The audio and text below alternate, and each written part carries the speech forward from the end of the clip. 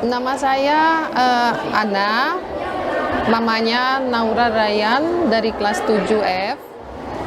Saya tadi di sini ajarin anak-anak bikin konektor buat masker. Alhamdulillah anak-anak lumayan cepat menangkap gimana caranya bikinnya. Memang karena terbatas waktu mungkin tidak bisa selesai semuanya, tapi insya Allah mereka bisa lanjut nanti sendiri.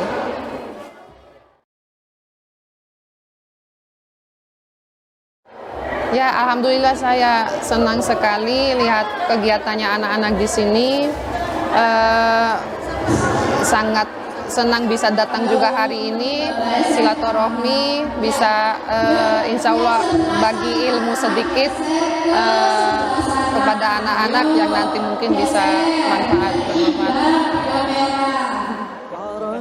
عرفتك طيبا سهلا عرفت الحب منك وفيك فمهما ضاق بي همي سيفرج بالصلاة عليك عرفتك طيبا سهلا عرفت الحب منك وفيك فمهما ضاق بي همي سيفرج بالصلاة عليك